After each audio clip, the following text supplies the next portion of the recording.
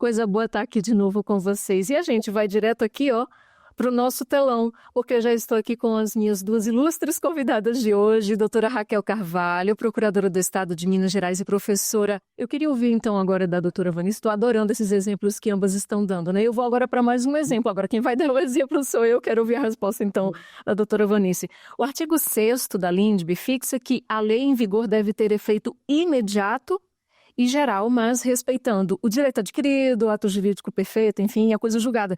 Esse ponto aí abrange, entre outros, pelo visto, né, a irretroatividade da legislação. Mas o que acontece, então, na prática, se uma mudança posterior na interpretação de determinada norma, via decisão judicial, claro, né, contrariar a orientação adotada até então pela administração pública com base nessa mesma norma que foi analisada na esfera judicial? Em uma situação assim, eu gostaria então de entender direito o que pode ou deve ser feito com os atos administrativos praticados até então, até a essa uniformização jurisprudencial, ou seja, até essa definição, né, do judiciário sobre essa questão de direito. É muito boa a sua provocação. Veja que a 13.655... nesse contexto a que você se referiu, ela trouxe duas coisas importantes.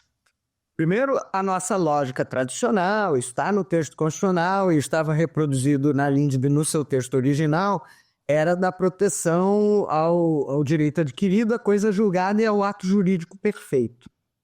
Com o passar do tempo, especialmente nas relações com a administração, mas também no âmbito privado e tal, se passou a reconhecer que havia hipóteses em que você não tinha ainda um ato jurídico perfeito, né? Mas você tinha um estado de confiança instaurado na pessoa com quem a administração, por exemplo, se relacionava, né? E aí vem ao cenário jurídico essa ideia de confiança protegida, né? No direito civil você também vai ter isso na chamada boa-fé contratual, né? Então, hoje em dia, se preocupa em valorizar também esse tipo de situação. Aí, na hipótese a que você se referiu, né? A administração tinha um ponto de vista, uma leitura de uma determinada legislação e tal, e aí, portanto, a partir dessa leitura original, ela conferiu direitos a um grande número de servidores.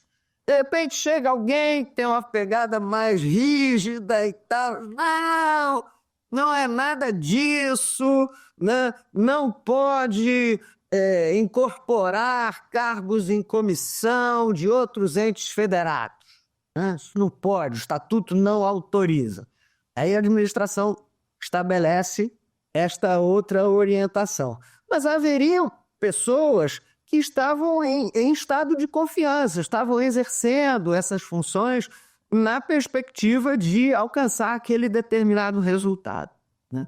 Então veio a LINDB e previu, né, se preocupou com isso, não só quando se fala em considerar as consequências jurídicas, práticas e administrativas, né? Então, se eu vou considerar as consequências jurídicas, eu tenho que considerar um eventual estado de confiança, como chegou a referir expressamente as hipóteses de mudança de orientação, né?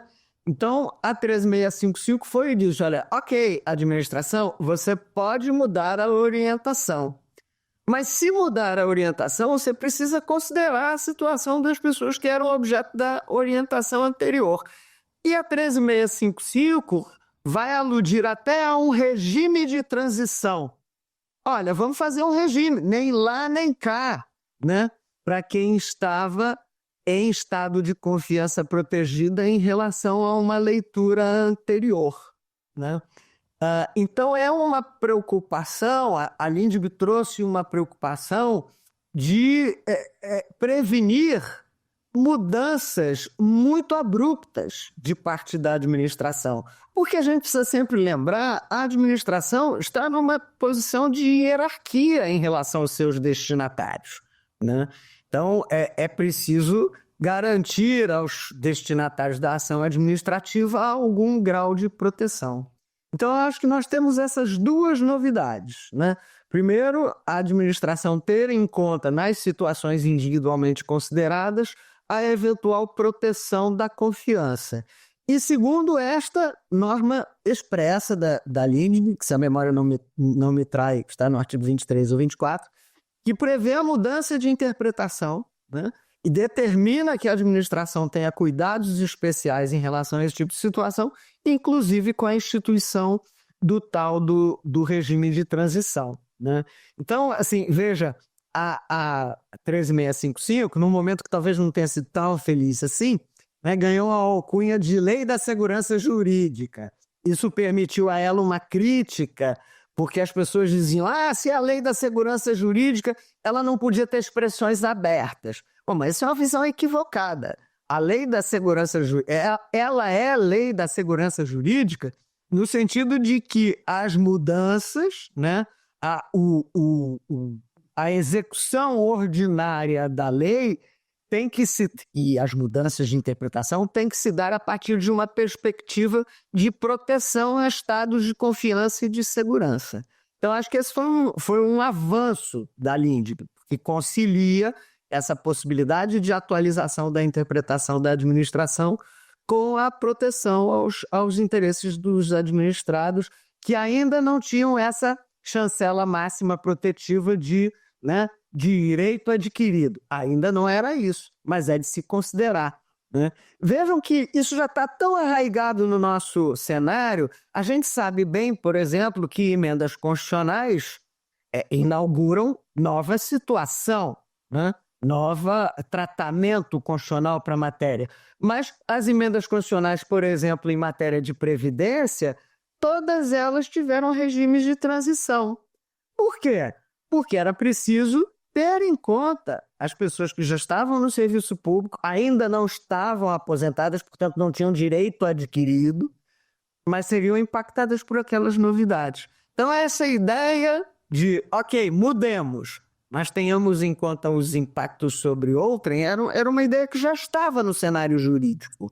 A 13655 veio chancelar isto, né? A administração tenha isso sempre em conta. E acho que nisso a gente avançou. Uhum.